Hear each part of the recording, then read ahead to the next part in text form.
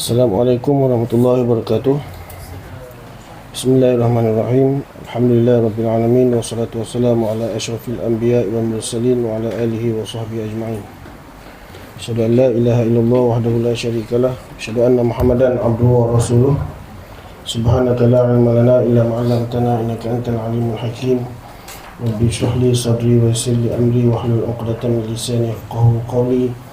Rabbi yassir wa la tu'assir ya karim, Rabbi yassir wa la tu'assir ya karim, Rabbi yassir wa la tu'assir ya karim, Rabbi tamim bil khair wa la hawla wa la quwwata illa billah. Alhamdulillah, bersyukur kita malam ini kita sekali lagi dapat bersama-sama menyambung siri kuliah kita, Kitab Penawar Bagi Hati.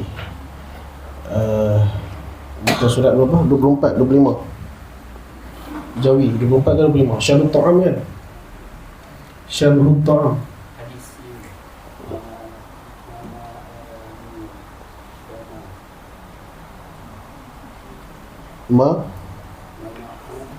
Ma Mala Ablu Adam. Situ kan? Baik. Bismillahirrahmanirrahim. Qala musannifu rahimahullah ta'ala wa nafa'na bi'ulumihi fid dharain amin. Dan sabda Nabi SAW,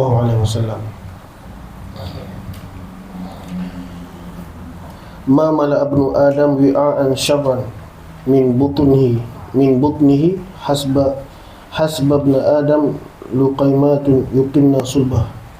Artinya, tiada memenuhkan manusia akan bejana yang lebih jahat daripada perutnya, memadah akan manusia oleh beberapa suap yang membetulkan akan tulang belakangnya. Menyebut akan segala hadis ini oleh Imam Ghazali dalam kitab Al-Ba'ina fi Usuluddin. Jadi hadis ni Rasulullah kata, ma mal abnu adam bi'an syarran min butnihi. Manusia, anak Adam, kita semua ni lah anak Adam, dia tak memenuhkan satu bejana bekas yang lebih jahat, melainkan yang lebih jahat, melebihi jahat dia memenuhi bejana perut dia. Macam itulah.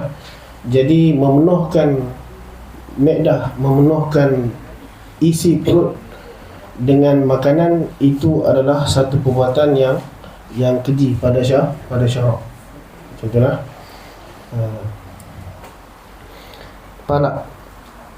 Nampak tak? Jadi ini satu apa? Berita kepada kita bahawa memenuhkan perut, kan? Memenuhkan perut dengan makanan itu adalah satu yang syar, yang jahat, yang tak elok lah di sisi agama. Bukan pasal apa? Pasal bila penuh makanan kita jadi malas. Apa dia? Bila makanan penuh, malas beribadah, ngantuk. Itulah. Situ dia, bukan tak makan tu, tak larat, penuh malas tu. Kat situ kesan daripada dia tu, kan? Makan kenyang malas, kan? Lepas tu pula suka pula makan, kan? Jadi suka cari makanan sedap, perlukan duit, dia pun bekerja untuk penuhkan kantung duit dia supaya dia dapat memenuhi nafsu makan. Bekerja. Bila kerja pula macam-macam pantang larang yang dia langgar. Dapat kekayaan, banyaklah kejahatan pada kekayaan tersebut kalau dia tak jaga sungguh. Kemegahan dan sebagainya. Punca daripada suka makan. Macam tu lah. Dia nak makan, maka dia perlukan harta, kan? Dia dapat harta, dia datang double sekali dengan megah. Bila dapat megah, banyaklah kejahatan yang ada dalam kemegahan tersebut. Faham tak? Punca dia suka makan. Dia nak makan, dia perlukan harta, kan? Dia nak makan banyak yang sedap, dia perlukan harta, dia cari harta, dia dapat harta. Bila dia dapat harta, package datang sekali, iaitu megah, kan? Bila dapat megah, maka banyaklah kejahatan-kejahatan yang berhimpun di dalam kemegahan. Takabur, sombong, kan? Bakhil dan sebagainya. Contohnya panjang angan-angan, banyaklah kejahatan yang ada dalam kemegahan. Punca dia kat mana? Punca dia nak makan tadi. Nah, makan pula bila dah kenyang, malas beribadah dan sebagainya. Contohnya, jadi sebab malas. Jadi sebab tu Nabi celah orang yang memenuhkan kantung makanannya, orang yang memenuhkan kantung perut dia dengan makanan. Kemudian Nabi sebut hasbabna Adam luqaimatun yutunna sulbah, cukup untuk anak Adam masuk makanan dalam perut dia sekadar untuk yuqimna sulbah, cukup untuk mendirikan tulang sulbi dia. Artinya cukup untuk terus dia bertenaga untuk terus hidup. Cukup sekadar tu je. Dia makan untuk dia terus hidup dalam berbakti dengan Allah. Itu.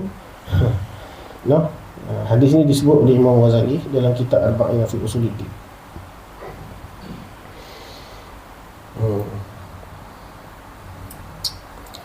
Payah buat cakap senang. Tak apalah cari makan. Masa saya belajar dulu, guru saya kata tak apalah, makanlah sedap pun. Kan, makanlah yang sedap pun, tapi jangan lupa ibadah tu ya. Ibadah jangan tinggal. Ibadah buat wirid jangan tinggal, jalan. Contohlah wirid jalan. Makanlah sedap, Tuhan bukan marah kita makan. Contohlah Tuhan tak marah kita makan. Makan sedap tak apa. Tapi jaga. Ibadah kena jaga. Contohlah makan cukup untuk kuat tulang, tenaga beribadah kepada Allah, berbakti di dunia, membawa bekal di akhirat. Sekadar tu boleh buat sekadar tu. Nah, hak tu tak tahulah. Kalau boleh buat, hebat lah. Nah, boleh, tapi tak boleh lah buat, kan. Tapi peliklah kita ni zaman-zaman akhir sekarang ni kan. Tak apa, boleh makan sedap, kan. Makan tapi niat masa makan tu, niat supaya kita dapat terus hidup, dapat tenaga, supaya terus boleh berbakti. Macam tu, niat macam tu, baru dapat pahala. Kan.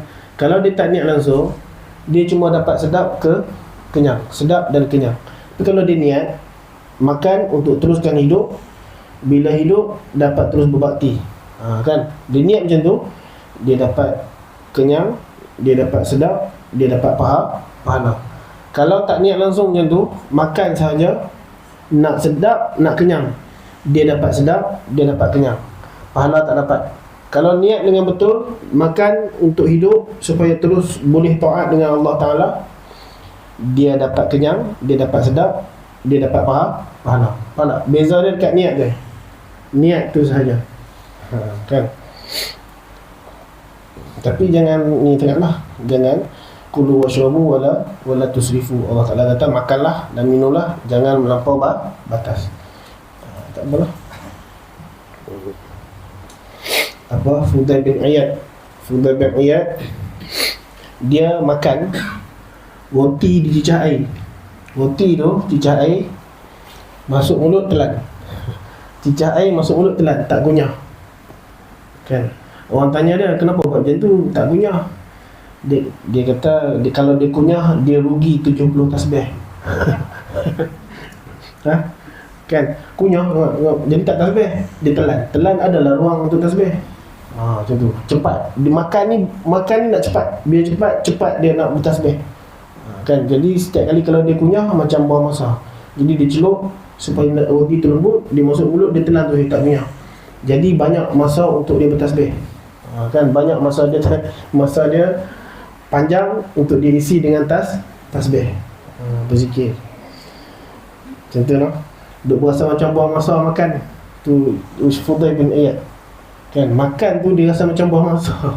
Kita makan Allah, dapat duduk atas meja tu, tenang, tak ada release. Tu Fudail bin Iyad.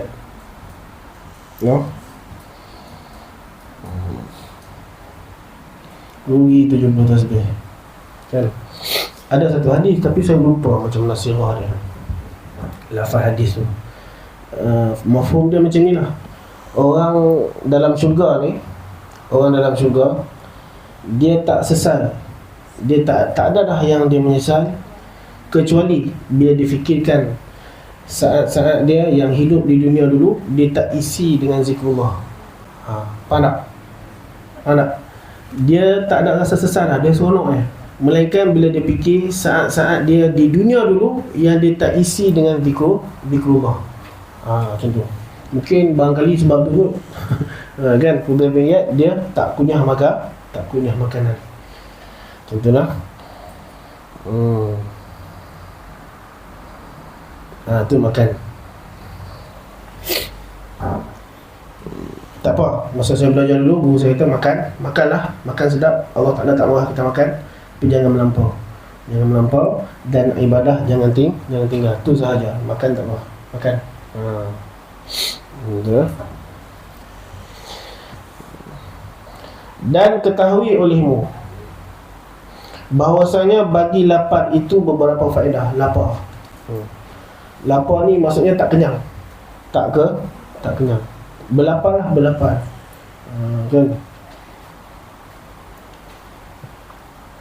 kita lapar kan, bila kita lapar, hati jangan ingat nak makan. Lapar dan putus asa pasal makanan. Lapar dan cuba lupakan makanan. Contohlah, lapar dan cuba lupakan makanan. Okey, apa hikmah dia? Apa kelebihan faedah lapar dan jangan liar dengan makanan? Kalau lapar tapi hati duk liar dengan makanan, hati tu tak dapat faedah ni. Hati duk kira cari makanan dia. Kan? Lapar dan jangan melihat-lihat makanan, nak cari makan. Lapar dan tenang sat. Kan macam kita puasa hari lah. Macam kita puasa, kita mana ada fokus nak pergi cari dapur makan tak. Lapar dan kita diam, kita baca Quran ke, kan? Macam tu. Haknya tu apa faedah dia? Setengah daripadanya nipis hati hingga mendapat ia akan sedap mengerjakan ibadah. Tengok Ramadan dulu. Kan Ramadan itu bila dia lapar, hati dia menjadi mudah. Kan hati dia ringan, badan dia ringan, sedap mengerjakan ibadah. Kan ingat, lapar bukan yang mencari-cari makanan. Kalau macam tu tak jadi, sembahyang pun tak boleh. Kan lapar dan putus asa untuk mencari makanan, cukup. Dia fokus nak ibadah je ni. Dengan lapar dia tu, dia nak bawa lapar dia pergi beribadah. Okey, yang ni dapat faedah ni. Contohlah, nipis hingga mendapat ia akan sedap mengerjakan ibadah. Contohlah, puasa hari tu kan. Puasa hari tu macam mana? Kita sebelum berbuka tu, kita makan kenyang dulu baru sembahyang maghrib ke kita tak makan kenyang lagi? Kita sembahyang maghrib dulu kemudian baru makan. Okey siapa yang tak makan kenyang dulu, kurma dulu ke, minum air lepas tu sembahyang, dia dapat rasa macam mana? Betul tak? Berbeza dengan dia makan kenyang dulu baru sembahyang. Beza tak? Beza kan? Kadang-kadang kalau terlajar tu, kawan-kawan pergi makan, dia tak makan lagi, dia nak zikir dulu, dia nak bagi puas. Kan? Kadang-kadang lah. Contohlah, sampai dia terfikir pula, sekali dia kata aku nak tunjuk aku zikir pula dah. Dia pun pergi zikir, pergi makan sekali. Sampai macam tu lah. Itulah cerita apa kelebihan bila kita lapar, beribadah jadi ringan, jadi mudah. Contohlah, sebab tu bagi orang yang bersuluk, dia berpuasa. Kan orang yang suluk kan, dia berpuasa. Sebab memang puasa ni hikmah dia berlapar dan dia dapat ringan apabila dia beribadah. Beza dengan kenyang. Kan? Beza tak kita berzikir ataupun kita baca Al-Quran ataupun selawat ataupun solat dalam keadaan kenyang dengan kita buat semua tu dalam keadaan lapar. Berbeza. Kan kalau dalam lapar, hati badan lebih ringan. Tapi ingat lapar yang bukan dalam otak ni dan tercari-cari makanan. Lapar yang kita give up terus tak nak makan dah. Yang tu dapat hikmah. Tapi ingat lapar bukan lapar yang melampau tu. Kan bukan lapar yang melampau, kan. Betul lah.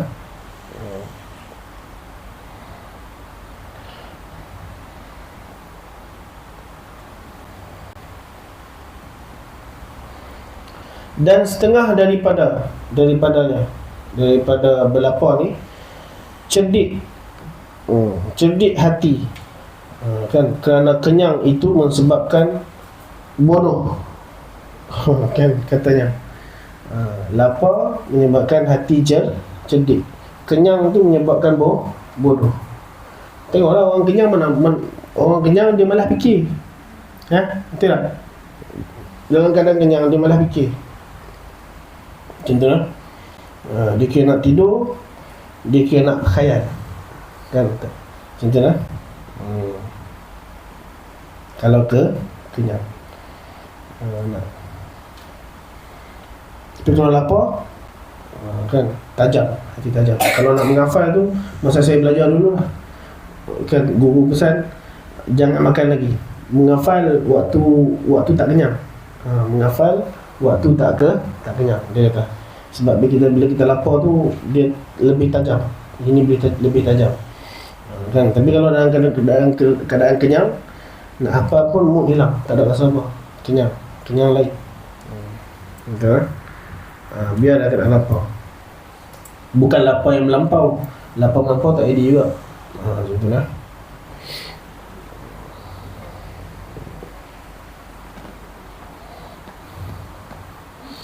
dan setengah daripadanya memecahkan keinginan mengerjakan maksiat. Memecahkan keinginan mengerjakan maksiat. Dia lapar, keinginan syahwah dia untuk buat maksiat, tak ada mood. Dia tak ada mood untuk buat maksiat, untuk derhaka dengan Allah Ta'ala. Tak ada mood. Dia sengap. Kan? Kalau puasa ni, orang yang liar ni dia tidur. Dia tidur. Kalau dia tak buat ibadah pun dia tidur. Dia tak ada mood nak buat jahat. Kan, nak pergi mengumpat, nak pergi tu, nak pergi ni, tak ada. Dia lapar. Dia paling tidak dia tidur. Kan? Tidur lagi baik daripada jaga tapi mengumpat orang. Kan? Jaga tapi buat benda dosa. Betul tak? Kita kalau kita jaga, kita buat dosa, kita tengok aurat, kita sembang mengumpat, kita adu domba, kan, kita cela orang, kita cakap mengarut, kan, kita bohong. Lagi baik bagi dia tidur lagi baik bagi orang yang macam ni. Kan, betul tak?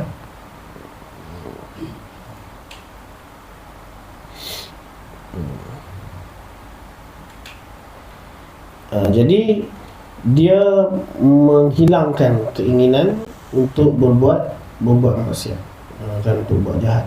Contohnya, tengok budak-budak kalau tak puasa, dia lari sana lari sini, lompat sana lompat sini, bagi dia puasa.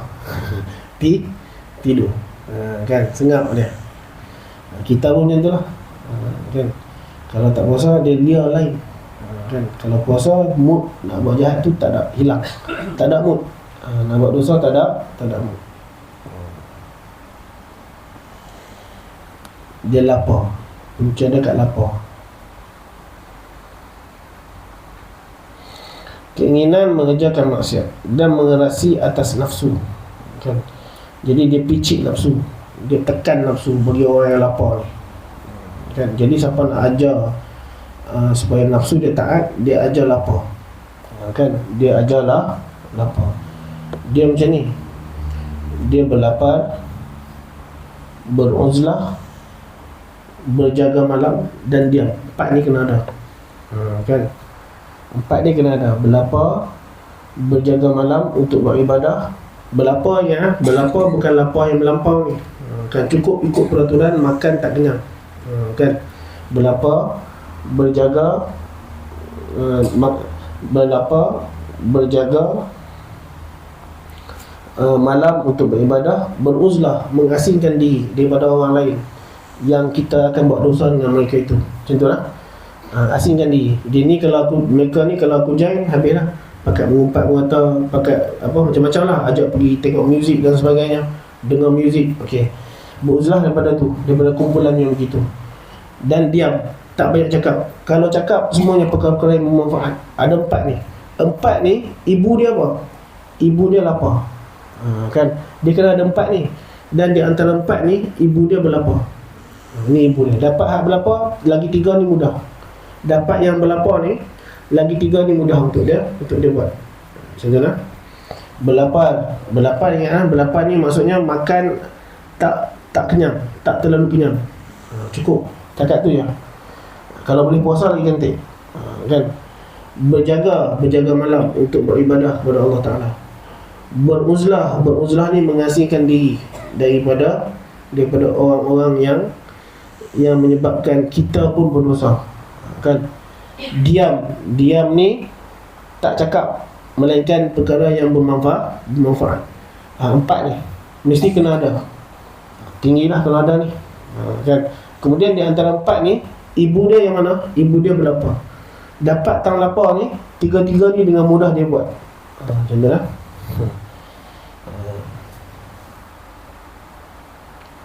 Lapar, mana dia hilang lah.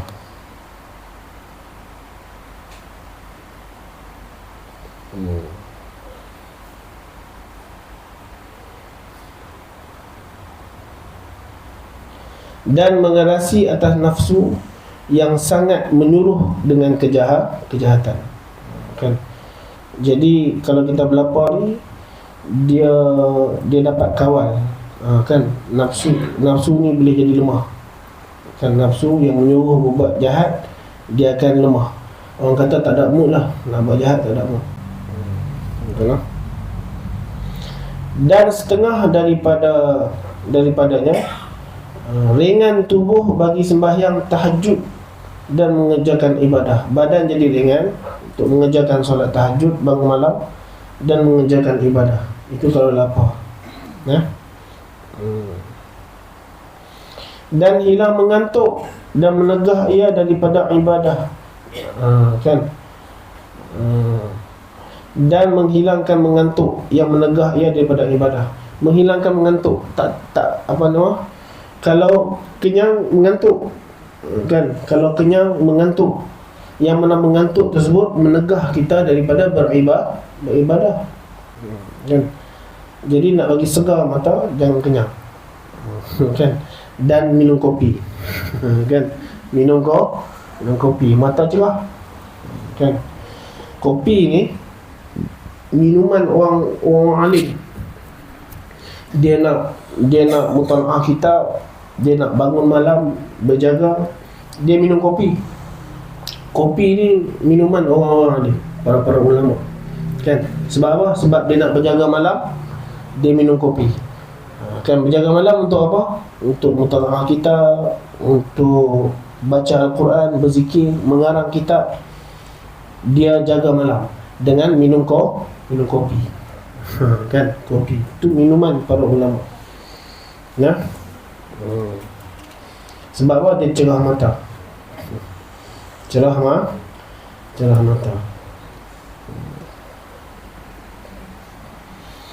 Ada orang dulu, ni orang-orang yang tinggi lah darjat dia. Dia tak tidur malam. Dia berzikir, wirid, beribadah, baca kitab dan sebagainya. Dia tak tidur. Dia tidur macam mana? Dia tidur sampai bila? Sampai bila dia tidur? Bila dia tersengguk sendiri. Tertidur sendiri, bukan dengan ikhtiar. Ada yang macam tu. Kan? Dia baca kitab, tidur. Yang tu lah tidur dia. Sampai terjaga pula. Subuh. Dia tidur dia apa? Tidur macam tu. Tu orang dulu. Itu hak tinggi lah, kita tak boleh buat macam tu. Nak buat macam tu sekali subuh pun tinggal. Kan? Tak boleh buat macam tu. Kata orang dulu, orang pondok dulu lah, tok guru dulu, kalau dia ada yang macam ni, dia nak tidur, dia tidur atas buah kelapa. Buah kelapa tu dia buat bantal. Nanti tu tergolek, jaga sambung buat kerja. Macam tu sekali ya. Cerita riwayat orang dulu lah, orang dulu untuk ilmu atas kelapa. Jadi mengantuk ni tak mahu. Mengantuk ni apa nama? Menegah daripada ibadah. Kalau mengantuk, kita lah bagi normal. Mengantuk, kita tidur lah. Tapi mengantuk yang memang padan, normal lah. Kalau kita ni dalam 11.30 pukul 12 ngantuk, tidur lah.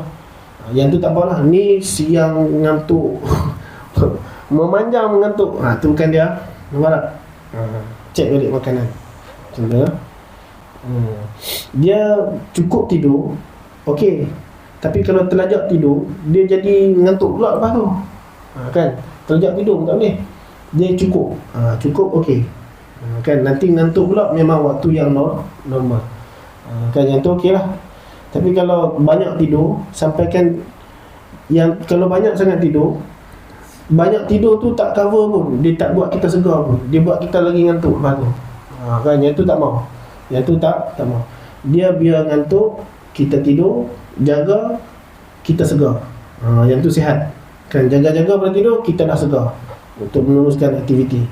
Kalau ngantuk, tidur, jaga, ngantuk lagi, tidur, jaga, ngantuk lagi, banyak kali tidur. Hak tu bukannya. Kan?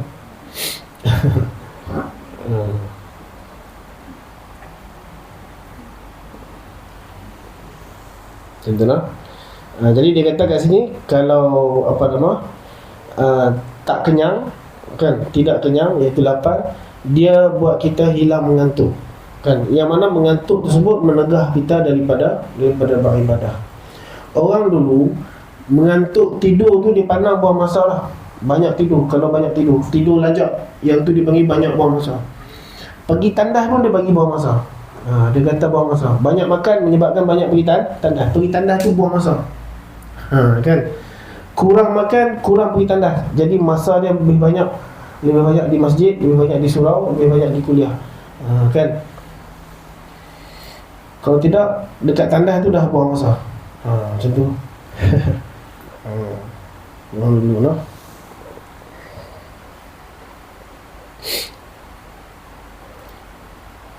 Dan setengah daripadanya memada dengan sedikit daripada harta dunia. Orang yang kurang orang yang makan tak kenyang ni, cukup dengan lapar, kelebihan dia apa? Kelebihan dia cukup dengan harta yang sedikit. Kan dia nak harta yang banyak ni, orang yang nak makan kenyang. Kan, tapi kalau orang yang cukup dengan makan yang sedikit, kelebihan dia cukup dengan harta yang sedikit sebab makan dia tak banyak. Kan? Habis itu kita ni elok kaya ke miskin? Kita ni elok kaya ke miskin? Eloknya kita ni kaya lah. Kaya, banyak harta, hartawan lah. Tapi makan tak kenyang. Berhenti sebelum kenyang. Contohnya elok. Dan harta kita tu bukan bermegah, tapi bersedekah dan menderma. Yang tu yang bagus. Yang tu yang bagus. Kan? Dulu lama bahas orang miskin yang sabar lebih baik ataupun orang kaya yang bersyukur lebih baik. Dulu, ulama-ulama dulu. Kan? Termasuk Syekh Abu Yazid Bustami ataupun Syekh Junid Baghdadi berpendapat miskin yang sabar lebih afdal daripada orang kaya yang bersyukur. Contohnya dulu lah, kalau tak salah saya termasuk Imam Ghazali pendapat ni, orang yang miskin yang sabar lebih baik daripada orang kaya yang bersyukur, kalau tak salah. Tapi sekarang kan termasuk Syekh Bajuri, kan ulama mutakhirin lah, Syekh Bajuri, tu pengarang kitab Bajuri tu, dia kata orang kaya yang bersyukur lebih afdal daripada orang miskin yang sabar. Dan kita tengok zaman sekarang pun orang macam tu lah kena jawab. Kan sebab orang Islam ni kena kaya supaya dapat berbakti. Kan supaya kuat ekonomi kita, kuat semuanya. Faham tak? Itu yang sekarang lain. Dulu lain lah. Dulu mungkin faktor semasa dulu lain. Kan faktor dulu mungkin tak fikirlah Islam perlu menguasai politik, sebab dulu Islam sudah menguasai politik, sudah menguasai tampuk pemerintahan, dan tak ada apa dah orang Islam kat dalam pemerintahan tu melainkan beribadah, kuatkan diri, kan, kuatkan jiwa. Contohnya tak timbul kepada seseorang pribadi Islam untuk mengumpulkan kekayaan. Mungkin dulu tak timbul lah, zaman dulu. Tapi sekarang ni memang timbul persoalan tu. Setiap orang Islam perlu berjuang untuk membanyakkan harta supaya dia dapat bersedekah dan berbakti. Kan? Betul lah. Jadi sebab tu kita akhiri, orang kaya yang bersyukur lebih baik daripada orang miskin yang sabar. Sebab zaman dah berubah. Kan? Kalau orang Islam, bayangkan zaman sekarang ni, kalau orang Islam semua berpegang dengan miskin, macam mana? Macam mana? Tak boleh. Tak boleh. Kan? Habis orang Islam miskin, orang kafir semua kaya. Jenuh ha? Tak boleh. Tak boleh. Orang Islam kena berjuang bagi banyak harta. Tapi jagalah, jangan jadi megah pula. Kan? Tujuan supaya dapat berbakti. Macam tu lah. Tujuan supaya kita dapat berbakti. Bukan bermegah-megah. Kalau kaya tapi megah-megah, hak tu silap tu. Hak tu yang tak jadi. Kaya tapi berlumba-lumba tayang. Kan? Berlumba nak tayang kekayaan, bermegah-megah. Hak tu banyak keburukannya. Yang tu bukan yang kita nak. Bukan yang Islam suruh. Bukan yang kita suruh. Bukan. Kan kita kaya, hartawan, tapi jaga pantang dia. Kan? Jangan bermegah-megah, jangan menunjuk-nunjuk, jangan menyakiti hati orang miskin, tapi berbakti dengan orang yang miskin. Contohnya,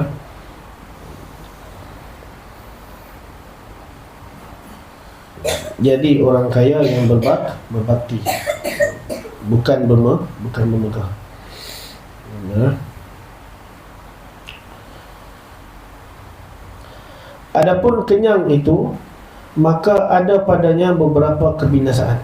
Kenyang. Apa pula keburukan kenyang?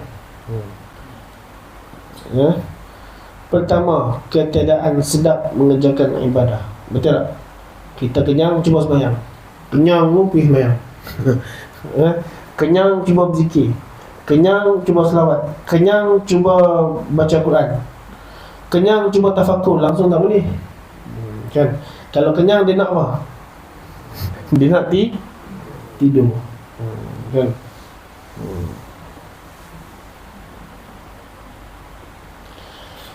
Tidak sedap mengerjakan ibadah. Ibadah ni kalau dapat tang sedap dia tu, no? Dapat tang lazat dia tu, jadi kan? Kan? Dapat tang sedap ibadah tu. Untuk peringkat mula macam kita lah. Kan? Peringkat mula macam kita ni, kita beribadah dapat sedap, cantik. Kan?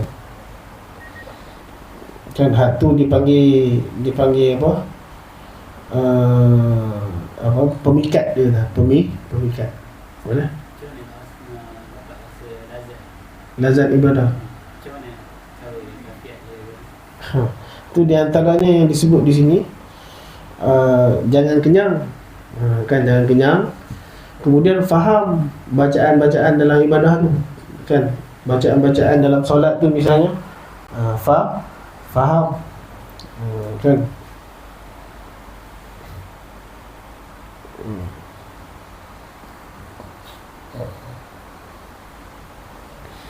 Itu dah banyak berzikir. Kan? Bersihkan hati. Dapatlah. Contohnya,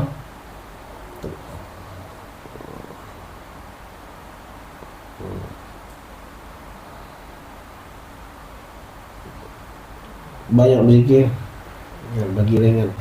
Kita nak ringankan sembahyang tu macam mana? Nak bagi rasa mudah sikit lah daripada berat. Caranya memperbanyakkan zikrullah. Kan? Zikrullah, banyak zikir, banyak selawat. Sembahyang makin ringan. Berat jugalah sembahyang tu. Allah Ta'ala kata inna lakabiratun illa al-khashi'in. Maksudnya kita berzikir, latihan untuk khusyuk, banyak zikir. Kan? Latihan untuk khusyuk dalam solat dengan memperbanyakkan zikrullah. Kan? Zikir. Kan? Makin apa ni? Makin mudah berzikir, hati jalan, maka makin khusyuklah solat, makin mudahlah solat tu. Makin mudah ni maksudnya makin khusyuk. Kan? Makin ringan beribadah. Zikir tu, jalan dia banyakkan zikir.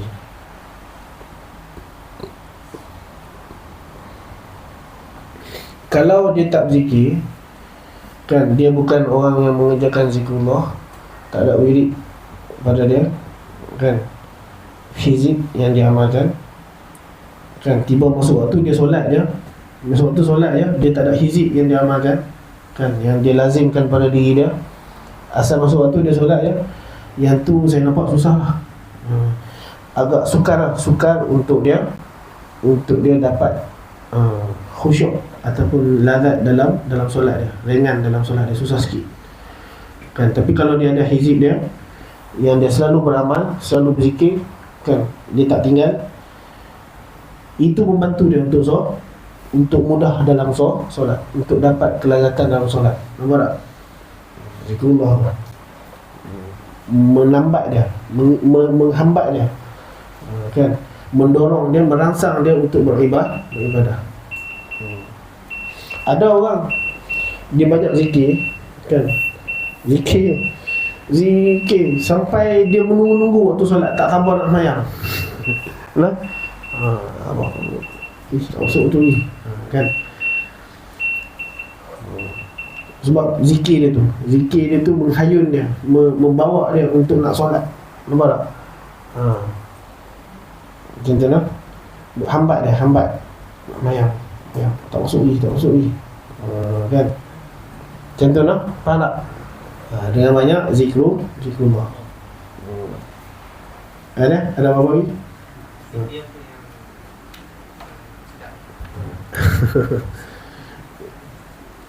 Zikir apa? Zikir lah apa-apa. Zikir maksurat tu lah, nah, pagi petang kan. Zikir maksurat tu macam tu. Baca Quran ke selawat ke, Allahumma salli ala sayyidina Muhammadin Allahumma salli ala sayyidina Muhammadin salatan tunajjina biha min jami'il ahwal wal afat. Tu solat kamilah, tafrijah, kan. Macam mana? Allahumma salli salatan kamilah, kan. Wassalamu tamman ala sayyidina Muhammadin alladhi tanhalu bil uqad. Solat apa? Tafrijah. Solat tafrijah. Solat apa? Allahumma salli ala sayyidina Muhammadin abdika wa rasulika nabiyil ummi wa ala salawat ummi, kan. Banyak kan 6 macam tu baca. Itu lah. Adapun bacaan dalam maksurat tu, maksurat kan, baca pagi petang, itu semua mendorong kita tu nak beribadah dalam solat nanti. Dan kalau kena dekat kena tune dia, kita jadi orang yang tak sabar nak solat. Kena ini tak masuk tu, kan. Masuk dalam tu, datang dengan penuh siap, kan. Kali mesti khusyuk. Dengar semua ni. Amal lah, zikir, baca Quran ke, zikrullah, subhanallah, kan.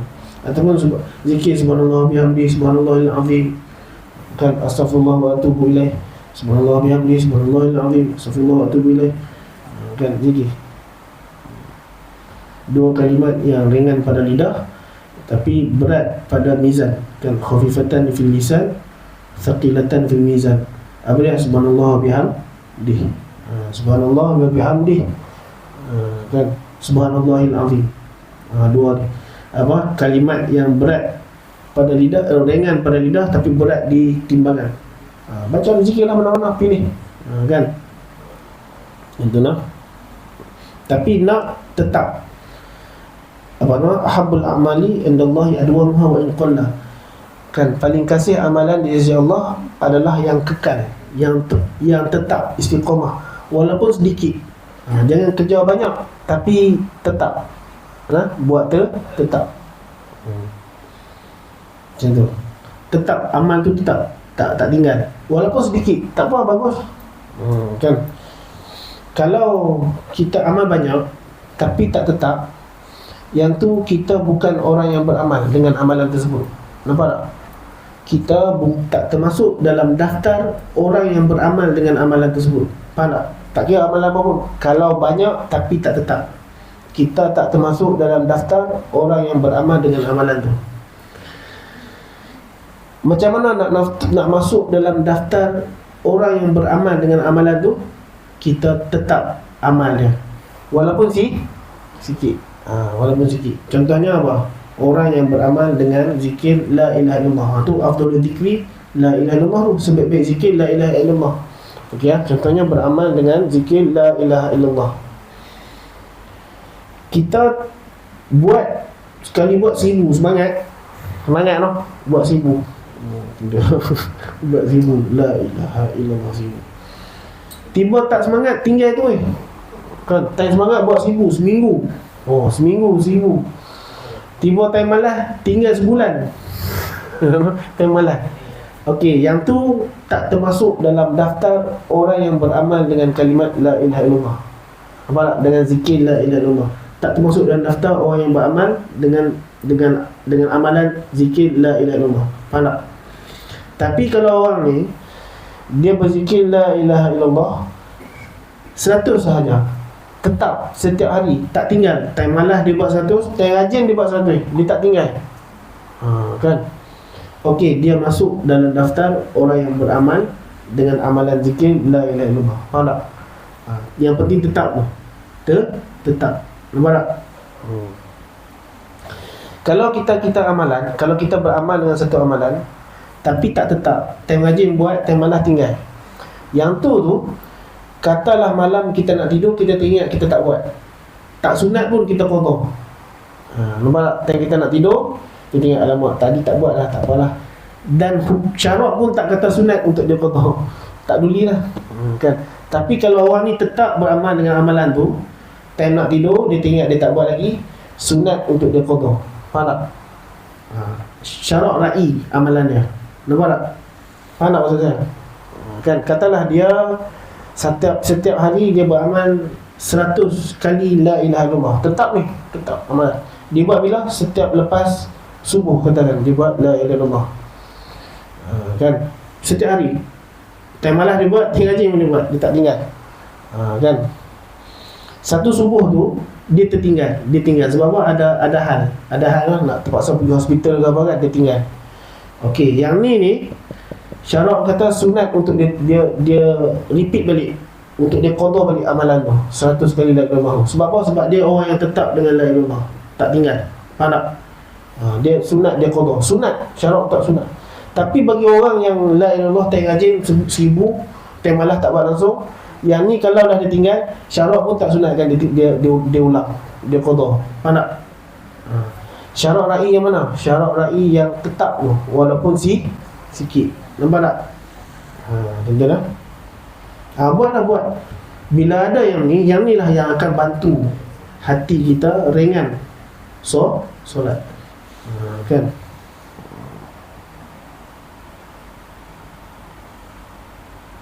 Tuan-tuan lah. Zikir yang membantu kita untuk mudah solat dan khusyuk lah maksudnya. Sebab macam tu lah.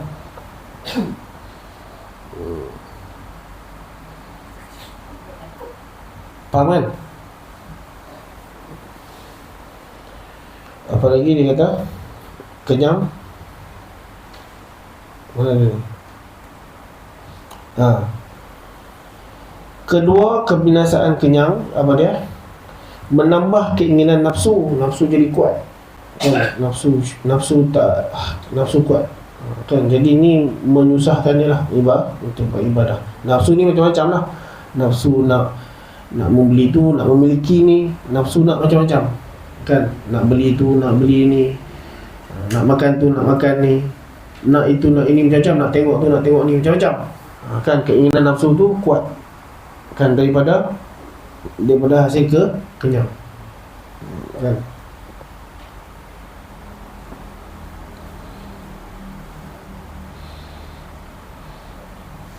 Dia macam ni ya. Dia banyak cabang ni nafsu. Kalau dia tengok barang tu, satu-satu barang tu, dia yang pertama nafsu nak memiliki barang tu. Nafsu nak memiliki sahaja. Kan. Lagi nafsu untuk membeli barang tu, nak beli tu satu keinginan nafsu lah tu. Beli, nak memiliki dan nak beli. Kan, nafsu nak memiliki dan nafsu beli. Kan, dah memiliki, dah beli, lepas tu nafsu nak guna dia. Kan, banyak benda tu, banyak yang sebenarnya sia-sia. Kan, cuma kalau dia teringin satu benda tu, kan, Kalau orang yang tolong beli dah kurang lah satu keinginan nafsu dia. Orang tolong beli, keinginan nafsu dia dah kurang lah, tak tercapai lah kalau orang tolong beli. Sebab tu dia tak mahu orang tolong beli, dia nak beli sendiri. Nah, dia nak beli sendiri, kan? Membeli dan memiliki, kan? Nafsu membeli dan nafsu memiliki. Banyaklah cabang lah. Itu semua jagalah. Jadi kalau kenyang tu yang menambah macam-macam. Keinginan, kan? Kenyang.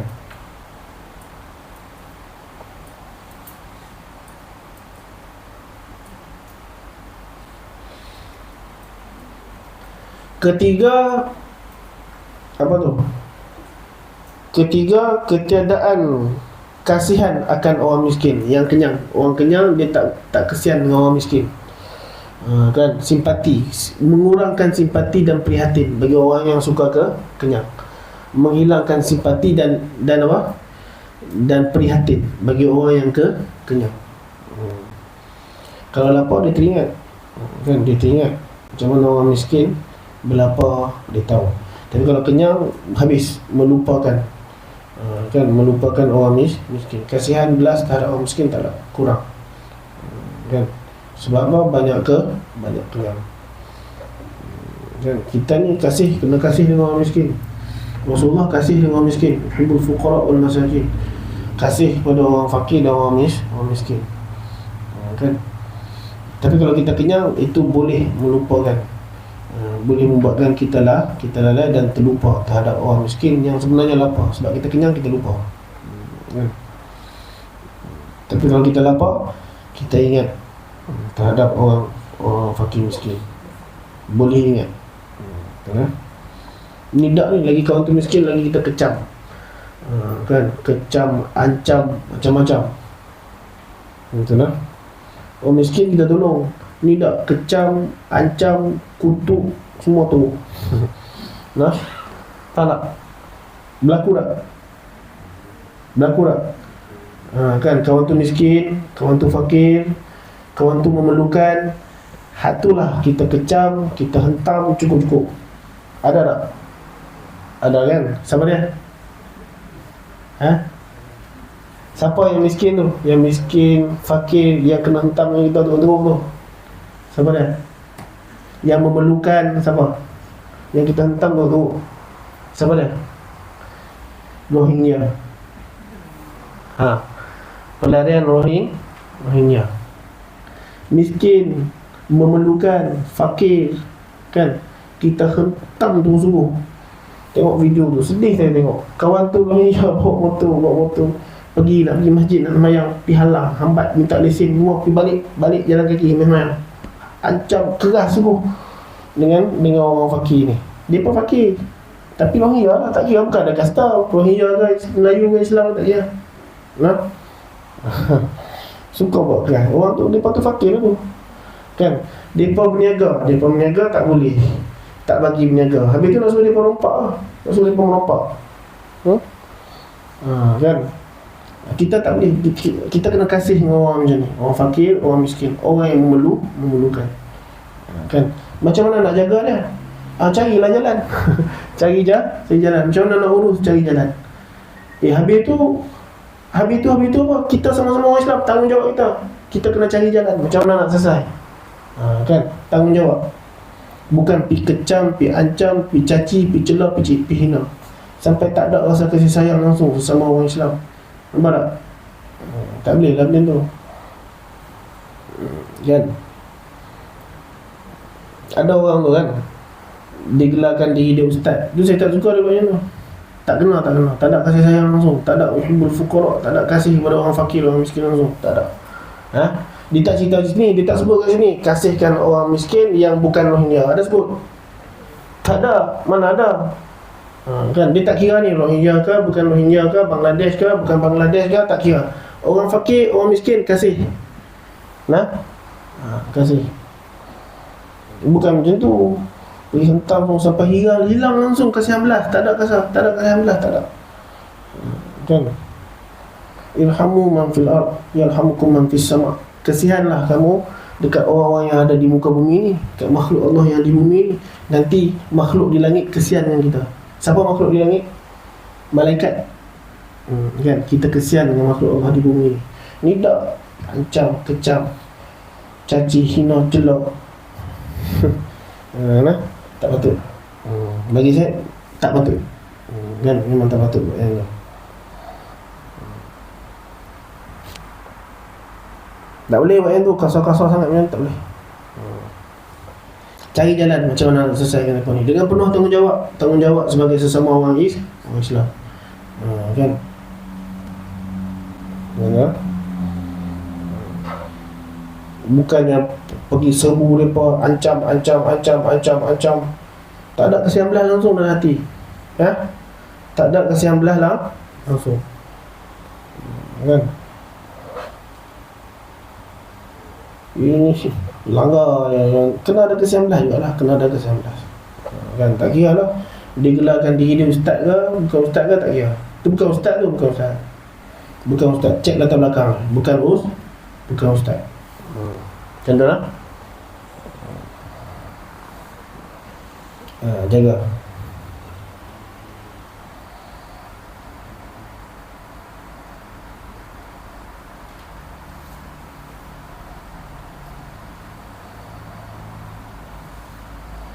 Habis tu kita buat macam mana? Takkan kita nak tanggung dia pun, nak tanggung biar awak hidup langsung tak menyumbang pada negara.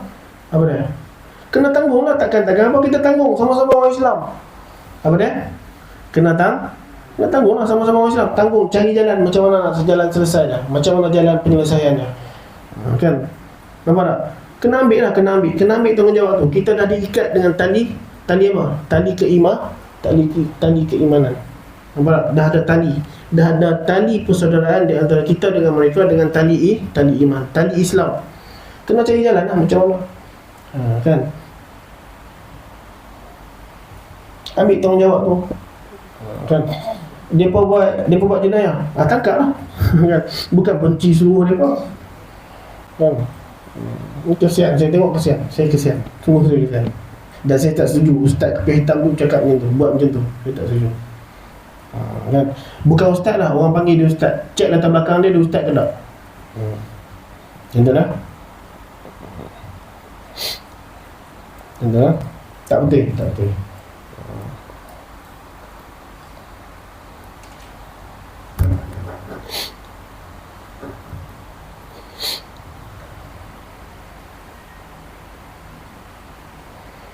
Kerana apabila ia kenyang, saya menyangka ia akan sekalian manusia, semuanya kenyang bersalahan orang lapar.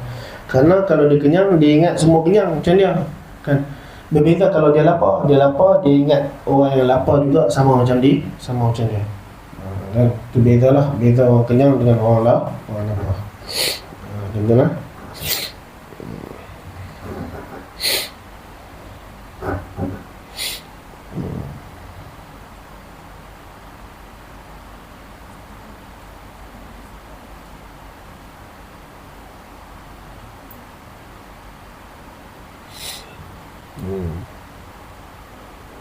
Habis kita berhenti sini dulu.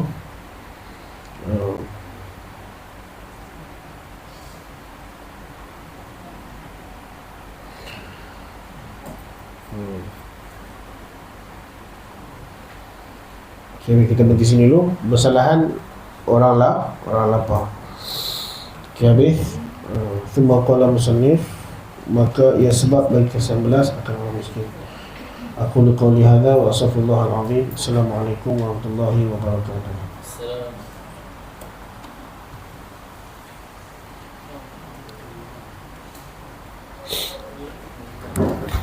A'udzubillahi minasyaitonir rajim. Bismillahirrahmanirrahim. Alhamdulillah rabbil alamin wassalatu wassalamu ala asyrafil anbiya'i wal mursalin wa ala alihi washabbihi ajma'in. Allahumma inna nas'aluka hubbaka hubban la yuhibbuka hubban la yuballighuna ila hubbik. Allahumma ij'al hubbaka ahabba ilayna min nufusina wa ahlina mimma ibarik bi rahmatika ya arhamar rahimin. Sallallahu alaihi wa sallam wa ala alihi wa sallam.